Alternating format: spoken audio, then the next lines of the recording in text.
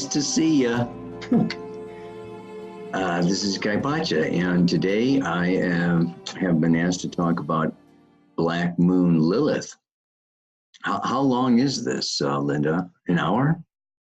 An hour and 5 minutes. Okay, thank you. So first,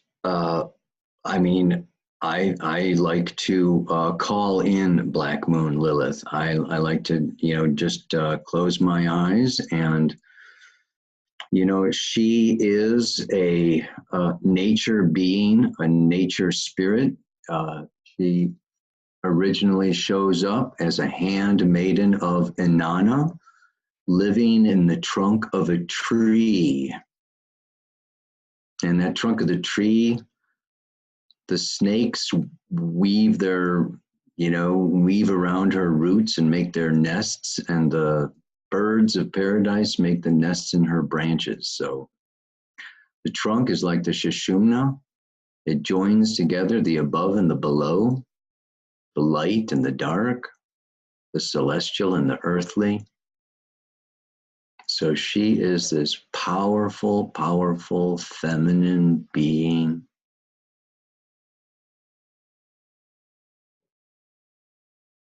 And she's a spirit being.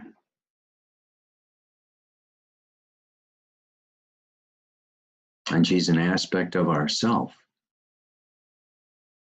And what we want to do today is tap into her collective soul that wants to be heard, felt, communicated, appreciated by the collective more than she has been in a few thousand years. Yeah, that's for sure. All right. Well, where to begin? Let's begin at the beginning. In the beginning, there was the Word. Yeah, that's what the Bible says. However, the Bible is the patriarchy. And before the Word, before the masculine, there was the feminine. There was chaos. Yeah, and chaos is represented in so many different mythologies, far older than the Bible. We look at Babylonia. I just did a video on Jupiter in Scorpio. I don't know if you've seen it, if you have a chance to see it. I talk a little bit about Marduk, who slew the serpent because he is like Zeus, the king. By slaying the serpent, Tiamat, okay, he becomes omnipotent. And we have this like all over the place. We have Odin in Norse mythology and the Midgard serpent, the snake eating its tail, okay? In Egypt, all right, we have Apophis, okay, which is, again, a serpent energy, okay, that is slain by Ra, or tried to, but it never does die. It doesn't die. It's slain and comes back, and slain and comes back. In a way, it's nighttime, and Ra is the sun, daytime. Apollo slew the python, okay, for the Oracle of Delphi when he came there to take over Delphi. So we have all this energy of these masculine heroes slaying the snake, and the snake, like we say, like, Marduk, okay, and the light shone upon the deep, okay, the snake is the deep, the feminine is the chaos. In astrology, earth and water is the feminine.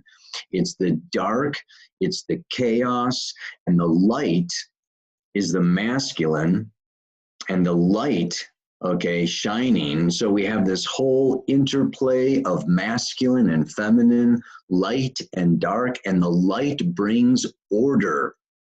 So the masculine energy the patriarchy, okay, 6,500 years of order, of light. And this light and this order, you know, can also be represented with what? Ego. Mercury, left brain, linear, logical, rational. Okay, this is what brings order. Saturn brings order. Time brings order and judgment and good and bad and right and wrong. This whole third dimensional egoic reality. When we look at Lilith and we look at the feminine and we look at the serpent energy and we look at chaos, we are looking at something, okay, that is what? First of all, it's the origin and it gives birth. It's the life force. It's not logical or rational. Life and death are not logical and rational. Okay, infinite divine spirit is not logical and rational. The fourth and fifth and sixth up to the 12th and 13th dimensions are not logical and rational. So there has been, okay, this fear of chaos. And like I've said over and over and over again, I don't know if you guys listen to the Pele report, but you know, it's like, to me, there's no such thing as chaos. There is a bigger, larger order to this creation that we cannot egoically or logically understand. And whatever we can't explain, okay, whatever we can't justify, whatever we can't label, whatever we can't, you know, order, we call it chaos. And we do what? We put that over there. Okay, it's the id. Okay, and you know, and Freud talked about the id. So we've got the ego and the id. We've got the light and the dark. Okay, we got the masculine and the feminine. We've got order and chaos. We've got the upper chakras, okay, of light and order and you know judgment and straightness. And then we've got the sexual, sensuous, passionate, unruly Kundalini snake energy that's just like comes up and blows the shit out of order. Yeah. And it's the force of death. Kundalini is a death force. And after death, there's what? Resurrection and rebirth, right? So the feminine womb is also giving birth. So we have these forces of life and death. And it's Scorpio, okay? Jupiter's in there now. I mean, it's a very potent time for this talk, okay? Of this whole kind of death and resurrection and how the ego, which is our daily reality, it's our waking consciousness, we're in it, most of us sleep, most of us are awake more than we sleep. So we're conscious more than we're unconscious. And so we are in our ego more than we are in our Lilith or our snake energy or our feminine underworld, right? So this is just how to grapple with, how to work with. And I don't know. I mean, I can, I do a whole, there's a whole, on my website, you can download, a whole talk on Lilith, but let me just, quickly shoot through the mythology because, maybe some of you have already heard me go into this before. Raise your hand if you've heard me go into this before. Okay. That's nice. I have this view of a whole bunch of you anyway. But well, let me show you some. First of all, okay, I like to start with the astronomy. Okay, then let's go on to the mythology. From the mythology, we get into the interpretation. From the interpretation, we get into where she is now and what's going on for 2018. I mean, that's one way that that we can go with it. But and let me just talk a little bit more, because the astronomy is that the moon has an elliptical orbit, okay, which is not circular. So an ellipse has two center points of gravity, okay.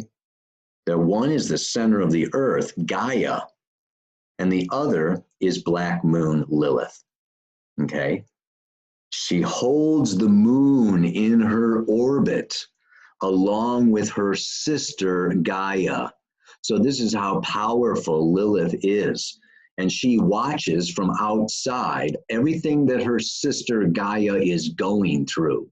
So holding the moon in her orbit, whoa. I mean, is this like powerful or what? Yeah. Here, let's check it out. This is what I'm talking about. Hopefully you can see it. Yeah. So here is our black moon, right? So this, you see this, the moon is not going, it's not circular, right? It's not like the moon is just going around in a circle around the earth. No, she goes out here. So, the Black Moon Lilith, and of course, she told me she is actually white and does not like to be called black. She's been painted black. Okay, so I don't like this idea of black moon, but so in fact, let me stop sharing this.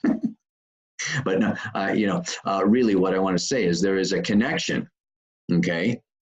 There's a connection between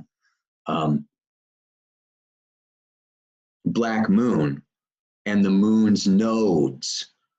So, she goes around, her cycle is like every half of a moon's node, okay, about every 9 years or so. So she goes through and she spends, okay, like 9 months in a sign. So she was in Sagittarius from February to November. Okay, and she, in November, she moved into Capricorn, and she's going to stay in Capricorn until August. So, this is August 5th, she goes, into Aquarius. So we have this, it's a very interesting 9 month. I mean, it's totally tied into a pregnancy, right? And this whole feminine energy cycle. So let me just go into the, her, what do you call it? I was going to say biography. We say her mythology. Thank you very much. Okay, her mythology. Let's check this out. I mean, this is a new thing that I would just like to share with you. Hopefully, you can see her. She lived in the trunk of a tree in the garden of Inanna. Inanna was the goddess of love and beauty, okay, in the ancient Sumerian mythology. As the goddess of love and beauty, she had many handmaidens. Lilith was a very powerful one, and she was a temple prostitute.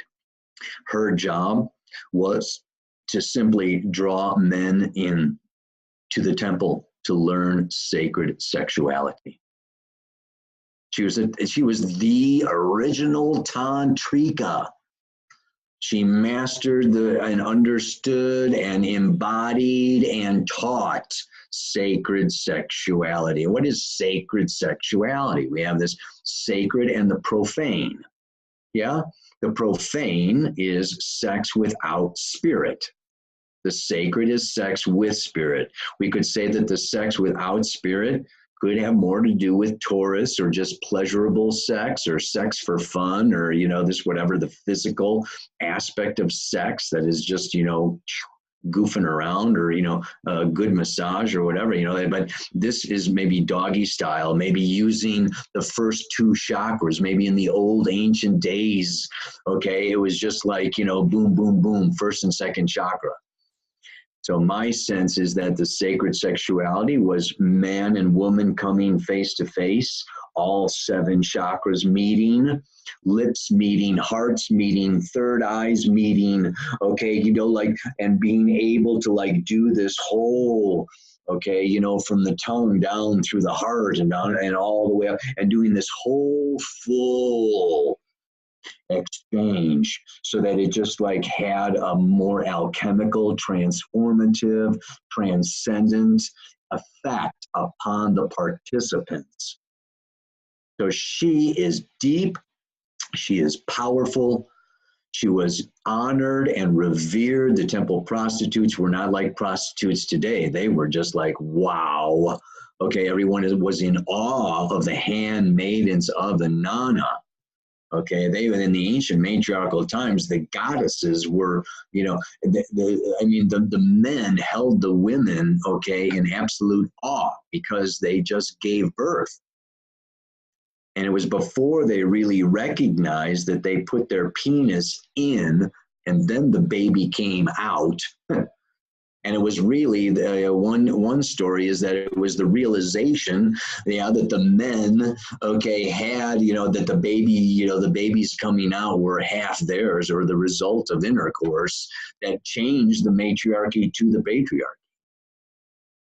So there's this whole sexual dynamic around Lilith. Yeah. Let's go back, just to, this is the first original, and you can see she is connected with the owls, 2 owls at her feet. Earliest known representation of Lilith. Okay, she's winged. Okay, yeah, and she's carrying, a couple of items. Also, this is a very, we could go into just interpreting this, but I'm not going to. Okay, so anyway, we go from there. We go, and that's it, we don't hear anymore. Then the next thing we hear, what? She's the first wife of Adam.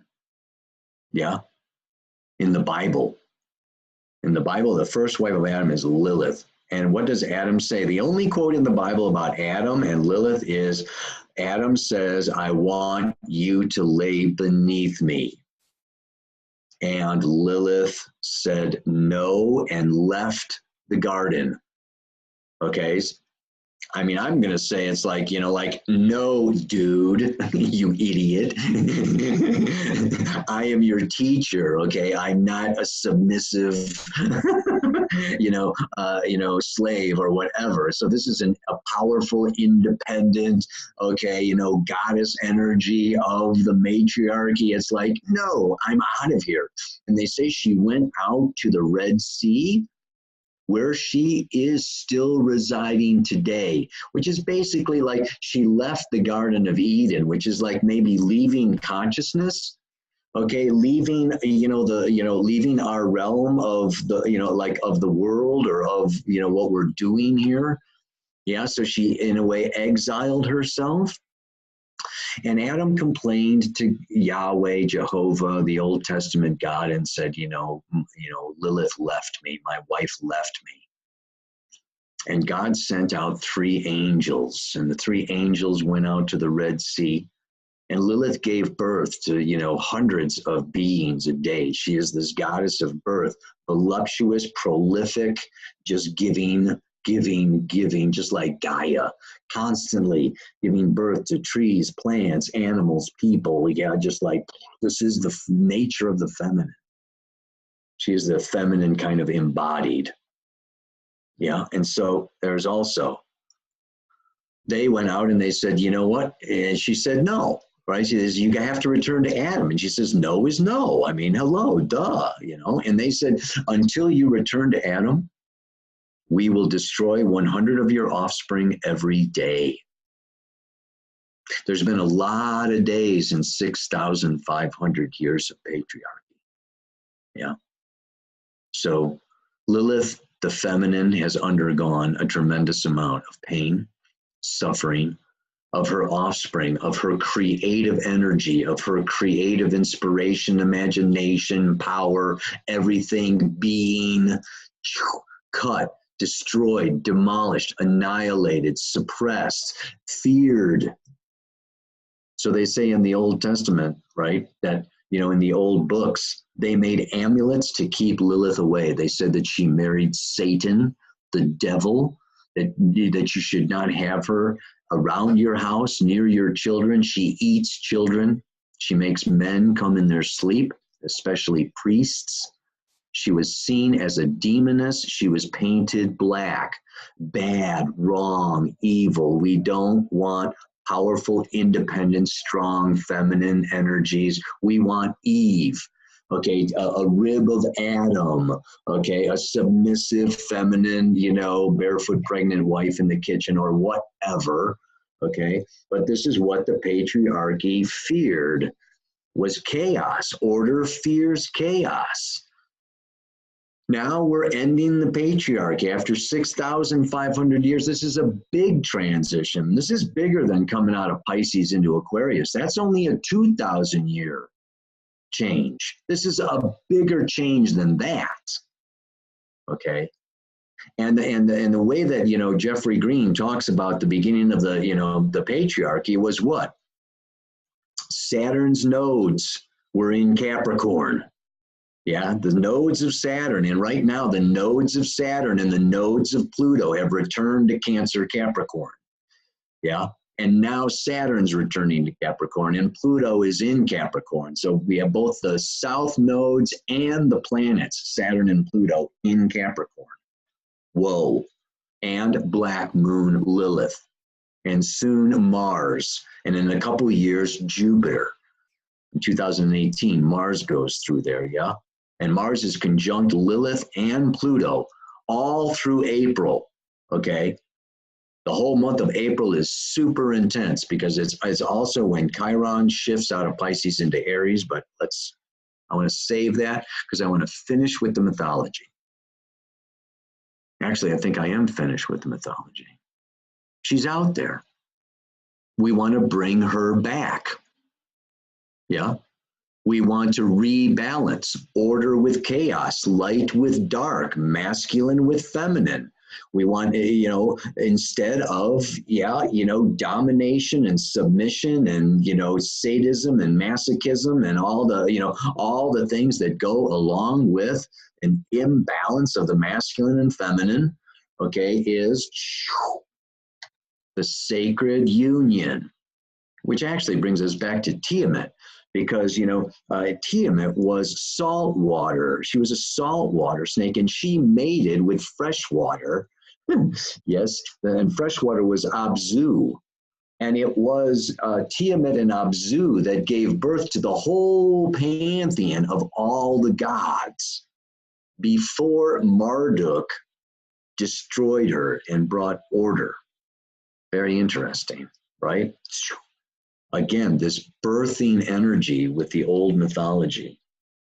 And now there's another aspect to the snake. And I brought it up in this whole Jupiter thing. Jeffrey talks about it. It's easy to, that small amounts of the venom of the snake were used to go into trance.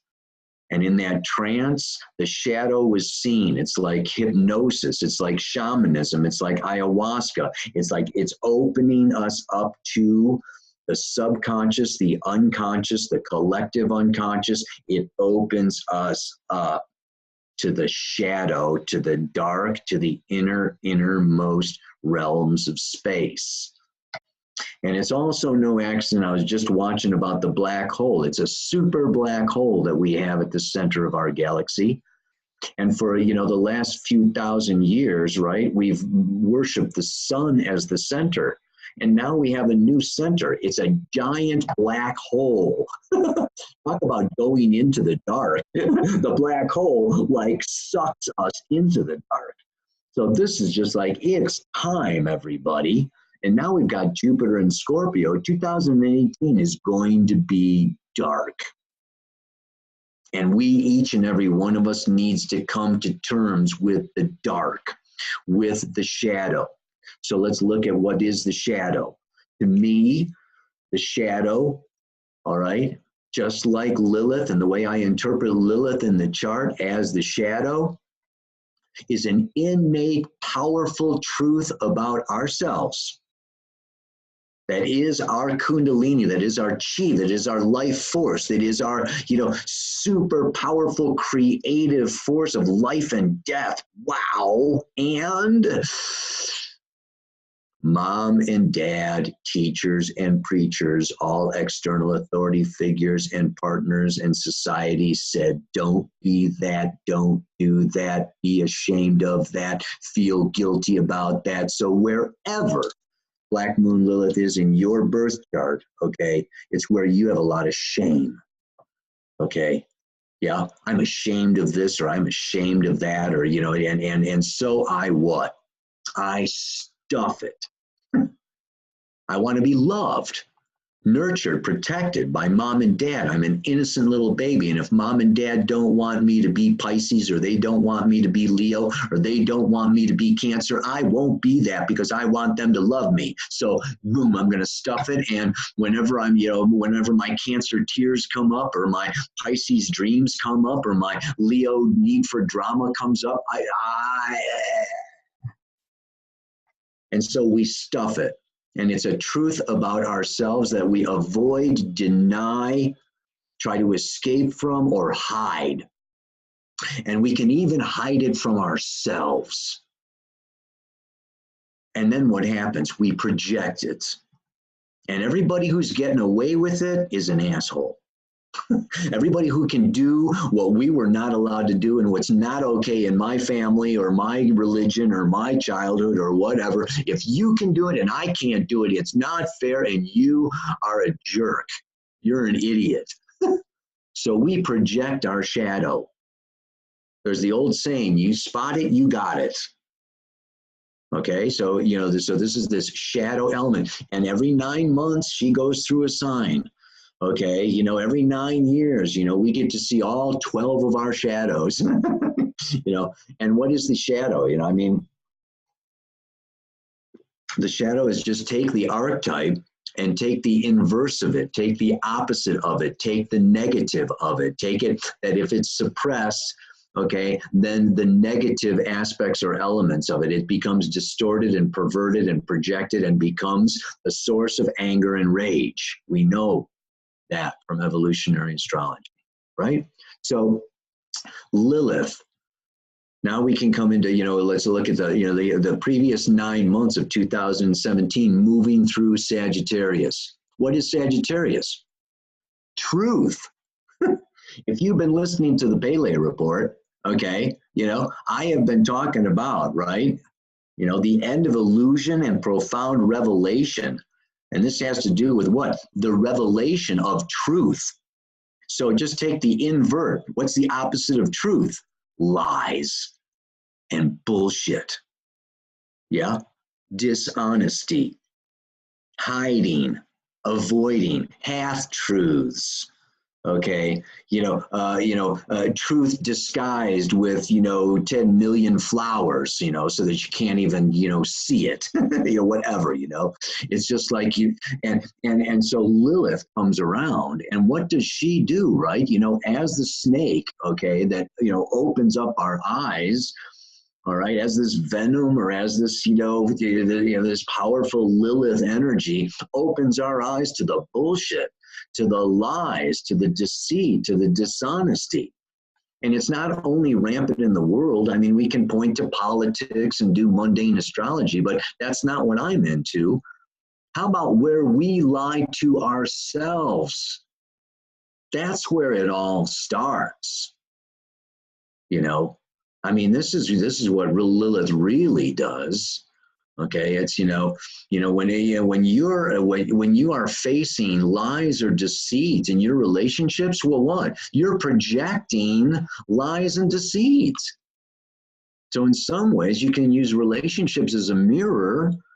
Okay, that if somebody's lying to me, guess what? Somewhere I'm lying to myself, or I would not have the reality of lies. I would not be in a reality. You know what I'm saying? Ah! This planet is a fucking house of mirrors, man. It's just like boom, boom, boom, boom. What you see is what what you got, and but we can look at it either which way. Either which way, okay? So it's natural law, and the idea of Lilith is to bring up and stir the cauldron and bring up all the dark and all of the, and she brings crisis, and she's not fun, and she's not easy to deal with, and she's highly emotionally charged, and Sagittarius was a fire sign. Okay, so then we get into what? Fundamentalism, the need to be right, okay, you know, religious jihads, and, you know, I'm right and they're wrong, or I'm right and you're wrong, and we get into judgments, and our judgments carry a whole bunch of emotional baggage in history because, you know, especially if we've got Lilith, we were born with Lilith and Sagittarius, you know, we were never right, you know, and our parents never let us be right. You know, we had to be told. Okay, and what's the other aspect, you know, of Sagittarius is, and this is what I've been saying, is we know what's true. It was in my last mantra a couple of weeks ago. As a human being, you know, we know what's true. It's like we don't need to be told what's right and wrong. We innately, intuitively, through Sagittarius and the 9th house in Jupiter, we know what's right and wrong. Don't give me a priest or a rabbi or, you know, some other guru that's going to tell me what's right and wrong. It's like, this is not the new paradigm, right? It's the old patriarchy where we had hierarchical, you know, oh, you know, you're at the bottom of the pyramid and you need to da da da da da. And Lilith goes, you know what I think of your pyramid? The feminine knows. This isn't monkey mind. This isn't ego, you know, spinning all kinds of its own kind of stuff. I mean, I know I've got the moon in Gemini, okay, right? I have to think about how I feel. You know, I mean, these air signs, it's like, knock it off, right? You know, it's like, you know what? If you can't make up your mind, it's because you're not in touch with your gut. Because your gut knows. There's no question, okay? Cancer doesn't question. Cancer knows what it's want, knows what it doesn't want. Scorpio knows what it wants, knows what it does. There's none of this hee-haw back and forth, Libra, Gemini kind of stuff. No way. So this masculine, light, air, you know, kind of stuff can get, you know, really tell itself stories and then tell, you know, bullshit and propaganda and, you know, the need to control and the need to dominate and all this other kind of stuff can be behind all of that stuff. So now, you know, I would say that over these last 9 months, the truth has been revealed. And maybe you haven't had the balls or the guts or whatever to share it, to speak it, to stand by it. But guess what? Now she's in Cap. Yeah. And she's in Capricorn, like I said, until August. Okay. And this is where it's like, that's what the other thing I said. My last mantra was, you know, it's like, yeah, you can know the truth, but by what? Seeking, wanting, speaking, and walking it. That's the ultimate proof that you're in touch with the truth, whatever, it's got to rhyme. So this is Capricorn, this is Earth, this is Lilith coming in, okay? And she's, you know, it's very interesting. I was going to do a little bit of a thing. Well, I don't know if you want to see pictures and stuff, but let's just, you know, let's just very quickly, okay, you know, look at, let me share my screen with her transit, because you know, this is pretty tripped out, baby. Is this the one? 0 degree, yeah, okay. Right, we're ready. Here she goes. Now watch. Okay, this is November 9th. I hope you can all see this. Here she goes. Boom. Okay. Here comes Saturn into Capricorn. Okay, sun, moon, blah, blah, blah. I took the moon out of there so you can't see it. But now, boom. Okay, March 24th, Mars goes in there. Okay, and Lucifer is at what? 12 degrees of Capricorn. Lucifer, the asteroid Lucifer is in there, which has another shadow figure around it. So now we've got Saturn and Lilith are within 6 degrees of each other. Okay, for a whole big, huge, long period of time. Yeah, you know, really from August of 17, okay, you know, conjunct Saturn, you know, all the way up through April. So it's a long time, Okay, watch, let's keep it going now. I mean, I can, so, you know, here Mars catches up, and look at this month of April. Saturn, Mars, Lilith, Pluto. Lilith being the bridge, okay, between Saturn, Mars, and Pluto. And then Mars coming all the way through, all through April. And there, did you just see Chiron went into Aries? Okay, look at, you know, Uranus at the critical degree, 29 degrees of Aries. Okay, and then it keeps going here through April. I'm telling you, April is super intense. And, you know, and then what? Boom, she comes up to and conjuncts Pluto at 21 degrees, okay, in May. And then she goes on and she hits the south node of Pluto also in May at 2109 is the south node of Pluto. And then in July, the first week of July, she hits the south node of Saturn at 26. Okay, and then July 14th, she hits the United States Pluto, okay, at 2732. So I'm telling you, you know, this is like really, and by that time, what? Uranus is in Taurus. So what is this, you know, what is this about? I can stop sharing. You kind of got a picture of that. You got some dates now. Everybody loves dates, you know. So, but you know, what's you know, what we can see coming. What, you know, so what is Capricorn? Capricorn is integrity, right? Dignity, responsibility, maturity. This is, you know, the law. Saturn is the law. Time, powerful, third dimension, walk the talk, get real, show me the money, show me the results, show me the spreadsheet, show me the bottom line. Is this going to last through time, or is it going to fail? So we have that connection between what? Time and truth. Yeah. Somebody said, you know, that you know, things that last through time. Time is the ultimate, okay, test of truth.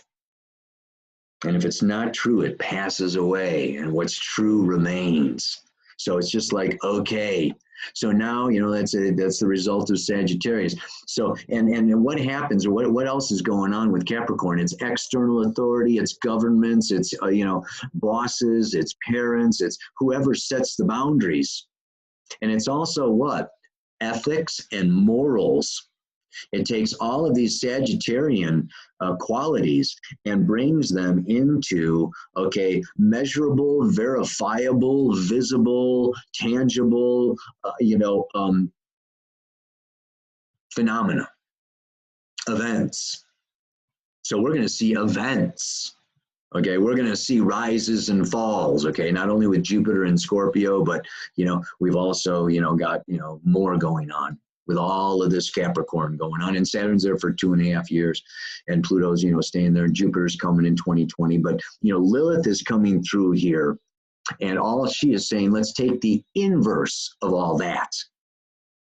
Fake, phony, immature, okay, you know, scared, you know, just, you know, like, you know, all the opposites of that. And then what happens? What happens is then Capricorn and Saturn have to do with the persona, with the mask that we wear. And here's where Lilith comes in. Yeah. I mean, we all like to look good. Let's face it, man. You know, I mean, you know, here, you know, we get ready for a webinar, or we get ready to, you know, go on stage or go on a date, or, you know, Harville Hendricks calls it, you know, in the book I'm reading, you know, How to Get the Love You Want, you know, the romantic stage, you know, of the relationship, where it's like you just put on your best and you are your best, and, you know, it's like, oh yes, I can cook and I can do this and I can do that, and I'm good in bed, and I'm good at, you know, I'm smart, and you, I mean, you try to look your freaking best, man. It's like you want to be loved, liked, applauded. You want to get paid or make more money or get the job or get the, you know, the man or the woman or whatever, right? We all do it. We've all got a 10 pounds. It's our reputation. It's how people see us. This is the 10th house also. This is also Capricorn. This is also Saturn. right? And we suppress, Saturn has to do with suppression of the moon, which is the subconscious id, okay, Cancer, and these changeable emotional things. It's like, oh no, I'm dependable, I'm reliable, you can give me the job, I'll get it done. When in fact, come on, man. You know, if you got a lot of water in your chart, or you got a strong Lilith, or you're strongly feminine, and you're in the now, and you're in your feelings, and the moon changes, and the cycles change, and you know what? It's like, come on. I mean, so we're all going to be dealing with commitment and the lack of commitment. Okay, goals or the lack of goals. Okay, or you know, this whole thing about order and predictability and responsibility versus, you know, and this is a big thing. And Lilith is going to say, what is responsibility? It's my ability to respond in the moment, in honesty, in truth. This brings up another thing about control for me and Saturn, because it always also came up for me. When you don't trust yourself, and you don't trust yourself, why? Because you don't know yourself, okay? Because you're afraid, okay, of certain aspects and elements of yourself, okay, that your parents or somebody told you were bad or wrong or you should be ashamed of, or they're sinful, okay? You know, then you know what? You know, then you don't trust yourself. And this is also Saturn moon. It has to do with doubt, the demons of doubt. So this will also bring up, we were going to be facing a lot of our doubts in 2017. Self-doubt. I doubt myself. I doubt if I can do it. I doubt if I'm big enough, strong enough, old enough, rich enough, whatever, powerful enough, sexy enough. It goes on and on and on and on. We're always judging ourselves. Okay, so we've got this condition in a situation. And what does Saturn do? What does Capricorn do? What does the 10th house do? I'm going to make so many boundaries and so many rules and so many recipes and so many laws that I'm never going to find myself in a position, okay, where I can't pull out of my back pocket, oh, okay, if that happens, I do this. You know, if that happens, I do that. Oh, if you say that, I do that. Oh, if you did. So this is control, right? You know, it's like, I'm not going to lose control. I'm not going to get into chaos. I'm not going to, you know, like be in this place where I don't have an answer, or I don't know what to do, or I have to just like spontaneously, you know, act out of my id or my child or my emotions or my feminine. Oh, heaven forbid. So this will, you know, this is where what we can do is then we can make so many boxes and boundaries and controls, and we live in these little, you know, we live in this little freaking reality with this, you know, with this perimeter. And Jupiter in Scorpio wants to expand that perimeter. Okay, and Lilith wants to come along and shoot holes in that perimeter. So, you know, where I see Lilith is what? I see Lilith that when you come into a place of owning your shadow, and this is what shamanism about, hypnotherapy, psychotherapy, ayahuasca, whatever, however you meditation, kundalini, however you want to do it. It's when you recognize, discover, and identify your demons. This is what you are afraid of. This is what you are afraid to talk about. It's the desires that you have that you are afraid to ask for, that you are afraid to speak. And you may even be afraid to acknowledge that you have them to yourself. So this is where the inner work can happen for 2018, is we look at what we are afraid to ask for, what we are afraid to desire. I mean, this is like, you know, what is evil? Yeah, we've got good and evil is another freaking polarity. I mean, this is like really getting down deep into, yeah, I mean, chaos has been seen as evil. The dark is evil. The underworld is evil. I mean, this is really intense work. And it's not for everybody, and it's not for the light of heart. You know, some light workers are going to run through 2018 when somebody comes along and shoots out the light. And they don't know what the hell to do in the dark. And what is the dark? And I talked about this in the, you know, in the Jupiter and Scorpio. Yeah. The dark, okay, within the dark, it forces us to develop our other senses, our sixth sense, our intuition, as well as our hearing. And if you can't see, see is almost like ego, but like hearing and smelling and touching, these are the other senses. Yeah. And these other senses are like, super valuable. So this is why Scorpio and the water signs are so psychic, intuitive, and sensitive. It's because they're penetrating, okay, and the need to understand, okay, like when it's dark, you have to sense, you just go out walking in a forest on a no moon. All of your senses will be heightened.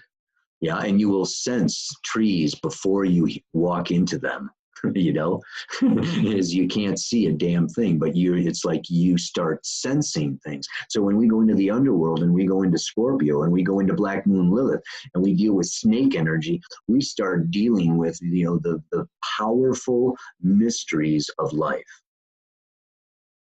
And this is our opportunity in this year of 2018. Yeah. And time flies by when you're having fun, man. Cut it out. It's an hour already. 20 minutes left. Oh, good. So, depending on the house position, of course, you have to take that into interpretation. You have to take into interpretation, aspects that Lilith will be making as she moves through Capricorn and when she hits. I use mean Lilith, just because true Lilith goes bouncing back and forth 30 degrees in a couple of days. She's really feminine. Woo, woo, woo. So the mean is like the center of the river, and the true is the banks of the river. So you can you can go through the transits of 2018 and see that, she goes way up into Aquarius, and then she goes way back to Sagittarius. And and those are like the banks of the river. Okay, and then we've got the center, the where the current is. Okay, this is your mean Lilith going through there, but there's no way that she's just, she basically, the mean, I think, moves a degree every 3 days or something like that. Yeah, so, or don't quote me on that. In fact, don't quote me at all, man. Oh God. So what else do I want to say? So this is the other part of Lilith. I also see her as the champion. Because when you discover your fears and you discover your demons and you invite them to the table and you talk to your fears and you work with your fears and you little by little, you start asking for things that you're afraid of. Okay. And you start going and you start facing your fears. This is walking the narrow path. This is the initiation. Okay. This is like, coming up to the guardian of the threshold. Okay. And, facing, okay, everything that we have been afraid to, acknowledge about ourselves, our own personal truth. That is going to be different, original, unique, okay, and probably what? It's going to upset a few people. Yeah, particularly if you're watching this webinar. Because you're here to bring in the new paradigm, and you're here, as well, this is the other side of Lilith. I see her as like a Joan of Arc figure. I associate her also with Aquarius, with rebellion and revolution. Okay, she was super freaking powerful, and she is Kundalini force and power and energy. We know from Jeffrey Green that the root chakra is ruled with Saturn, Uranus, and Pluto. Okay, Pluto's the Kundalini, Uranus is the electrical nervous system that shoots up through the spine, and Saturn is the seed or the shell that holds it all.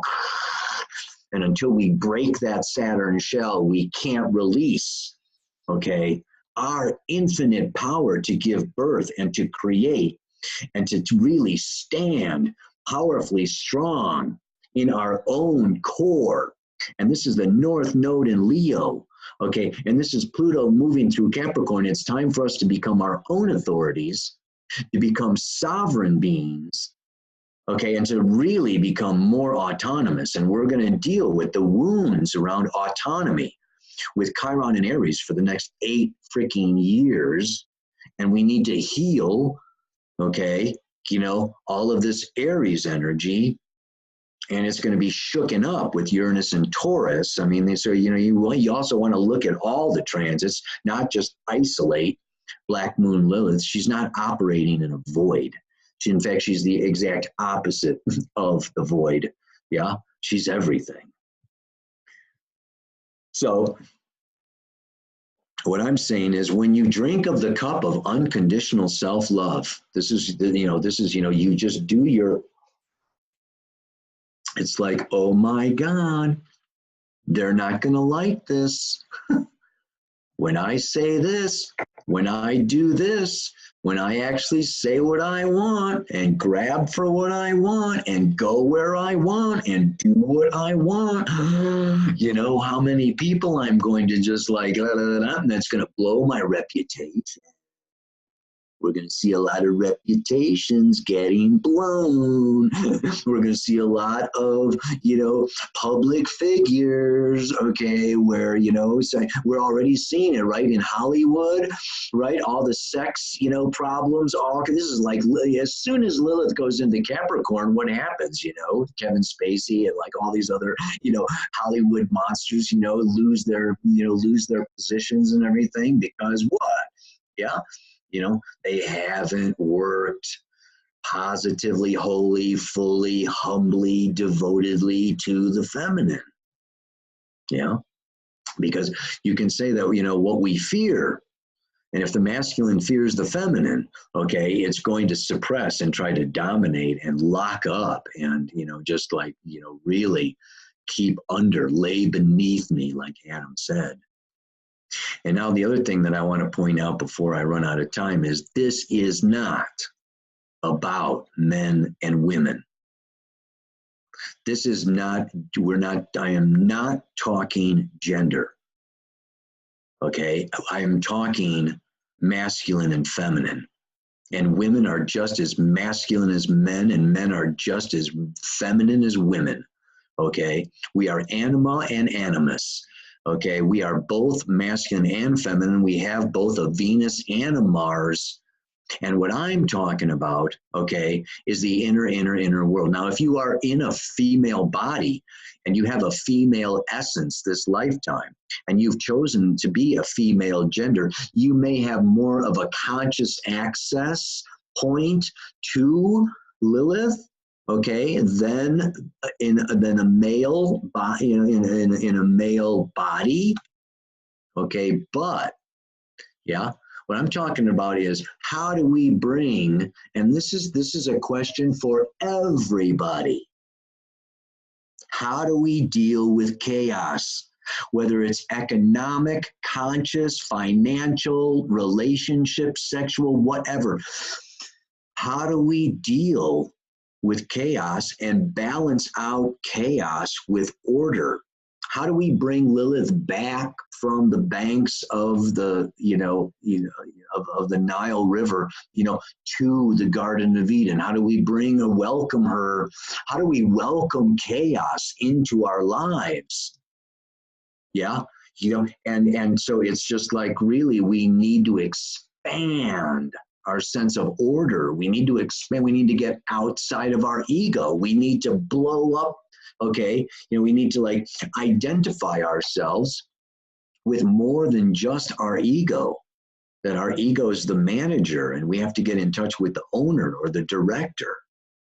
So this is also, part of the moon's nodes in Leo and Aquarius. This is all preparing.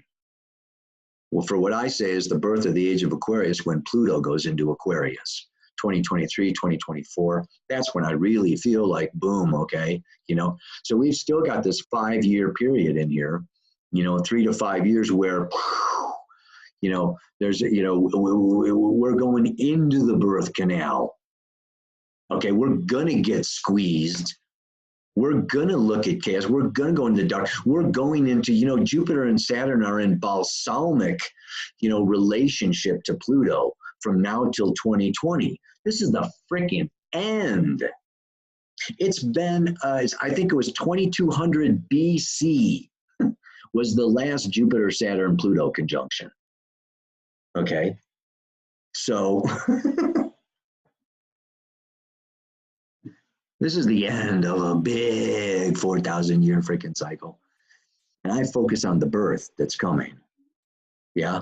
So this is all preparation, but in the meantime, there's going to be a lot of chaos, and the sooner and the more often and the more able and capable you are of dealing with chaos, which is emotions, psychic impressions, okay, all kinds of, Neptunian, lunar, and Plutonian, and Lilith, Scorpio, Pisces, Cancer energy, 12th, 4th, and 8th house energies.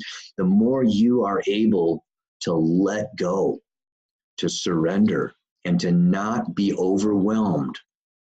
All I can say is with this Jupiter and Scorpio and this Lilith, just keep on saying to yourself, I am bigger than that. I'm bigger than this. I'm bigger than that. I can let go of that. I am more than that. I don't need that. I am more. And just, you got to believe in yourself. You have to have faith in yourself. You have to have the North Node in Leo. You've got to really come. We each and every single one of us has to say that, when everybody is in their core and everybody is in their center and there's not going to be a fear of other people being sovereign or autonomous. And the shadow of the age of Aquarius is Leo. Like the shadow of the age of Pisces was Virgo. Now the shadow of Aquarius is Leo. And people are going to be afraid, or they're going to, try to squash Leo expression, self-expression. Who do you think you are? You think you're so special.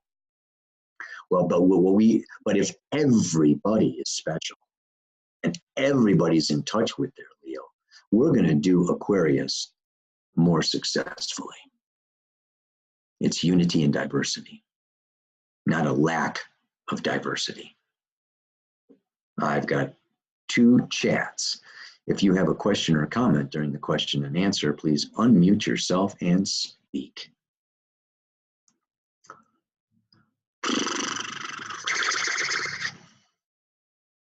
All right, I guess there's no questions.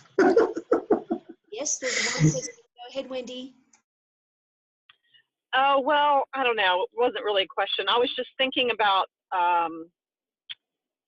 Black Moon Lilith, the backward moon with the cross, is different than mean Lilith, correct? No. Okay, it's the same. At least in solar fire, and in all the charts that I've seen, you can choose mean or true, but you're going to get that same signal. I mean, that same symbol. Okay. And I just want to say some of the things you said were so funny. I was laughing a lot. So too bad you can't hear all of our responses while you're talking. It would probably throw me through a loop. I'd start laughing, and then we'd all be gone. Right, of course. But hey, that's great, man. You got to have a sense of humor through all this shit. Okay, next question. Kaypacha, would someone with a heavy Capricorn signature be more affected by this particular transit? Yeah. Yeah, absolutely. And this is where I say, when you drink of that cup of unconditional self-love, you become a Joan of Arc. You become a champion of Lilith. You become a champion of Capricorn. Yeah, so Lilith is actually, it's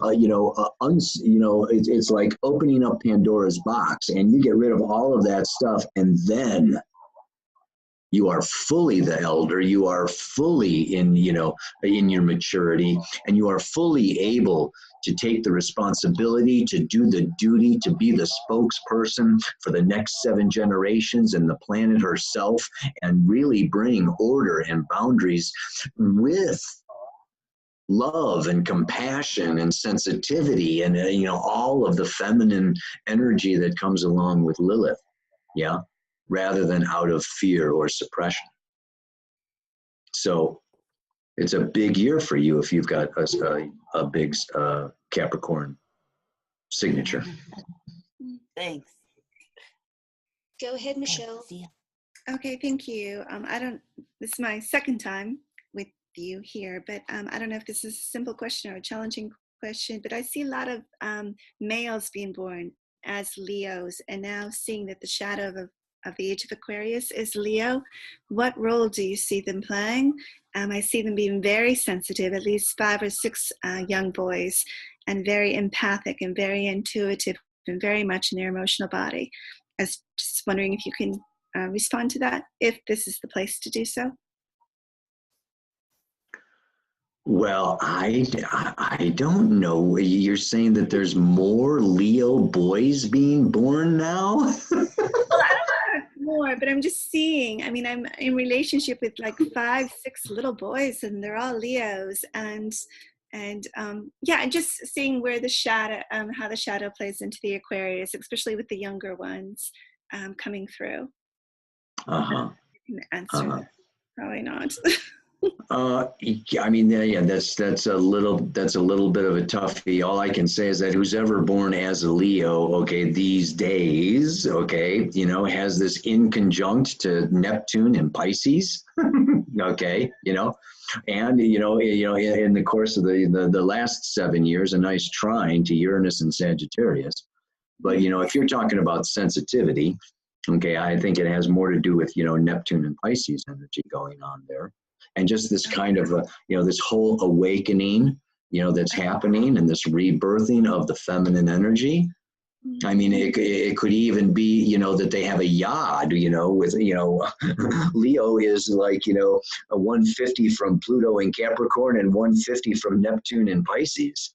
Yeah. So, the finger of God, these yods, would be hitting these Leo planets for these souls. And, the pathway for that, for a yod is like a slingshot. So you want to take that planet in Leo, and the solution is Aquarius, right? It's, the opposite.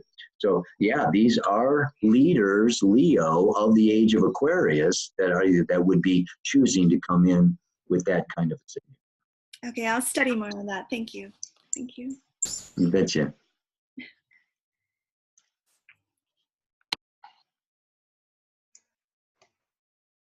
Hi, Kaypacha. Okay. Carly here. Hi. Hi, Carly. Hi, Hi, Chuck.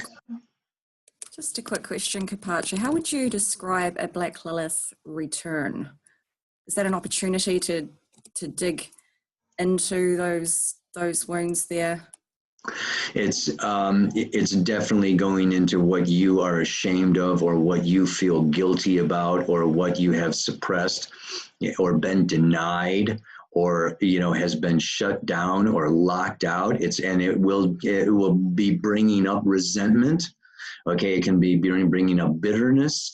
It can be bringing up anger, and we look at anger as a secondary emotion. So whenever you're angry about something, you want to go under the anger. Why am I angry? Scorpio Lilith asks why. Okay, and then I'm angry because this, and then why, and keep going down the rabbit hole of why to the basic fundamental, and you'll get down into, okay, your deepest issue. I mean, the root of all fears is the fear of death, right? Through chakra. But so a return, okay, is going to really, and it's going to come through the house and the aspects that you were aware of where you were born with. So it's going to probably bring up childhood stuff, old patterns, okay, like really deep old fears, and it's going to bring up, like I say, a lot of emotions. Okay. Yes, definitely. Thank you. Final question, Chuck. Yeah, since you mentioned yods, and you got me pretty scared, by the way, about what's going to come out this year. My Mercury is at 8 degrees of Capricorn in the second house, and it's the apex of a yod, with Pluto North Node on the left side and Mars Uranus on the right side of the sextile, 7th and 9th house. I just wondered if you could say something about that. Yeah, baby. You know, you got to take that slingshot, you know, and it's the polarity point of Mercury is in Cancer in the 8th house, Right. you know, so, you know, some of the resolution, okay, for that is going to be what? You know, this Mercury in Capricorn is business, grounded, you know, realistic, it's, you know, very controlled and very, you know, duty and responsibility and, you know, and self-sufficient. So, you know, all this second house self-sufficiency kind of things. And it's just like, you know what? It's like really talking about, okay, feelings and emotions and your childhood and the past and getting into, you know, it's like putting little Chucky on your shoulder and letting little Chucky talk once in a while, you know, and it's just like, you know, and maybe facing, okay, and bringing up into your most intimate relationships. Yeah. It's getting more emotional. You know, really, you know, that, and the great power is there. You know, the yod is resolved in the 8th house of power. So a lot of this can be then ultimately using that Mercury in Capricorn, which is a powerful analytical left brain, able to like really take that Pluto in the 9th, Neptune in the 7th, Cancer in the 8th. What is this? This is like all right brain, intuitive, you know, cosmic stuff. And then you really become, are you Sag rising? I mean, you know, because you're part of your destiny is teaching and just like really bringing forth, okay, these deeper laws, metaphysical, cosmological laws that are the basis and the foundation for physical laws. So rather than getting stuck in the physical Newtonian physics, this is moving into quantum, multidimensional, okay, realms and relating the different dimensional world. Thank you very much. The excitement way outweighs the fear now. Thank you. Okay. It's something to look forward to. Excellent, Right on. Kaypacha. Thank you, Chuck. Kaypacha, that brings us to the end of your meeting. And I would like to say thank you so much. That was absolutely incredible. So thank you from all of us, and we'll see you next time. Thank Okay. you, Kaypacha. Thank you. Thank you very much. Thank you very much for Gracias. having me. Thank Okay, you guys. Thank you, Linda. Have a good 2018. you. Hope I see ya. Thank Bye. you.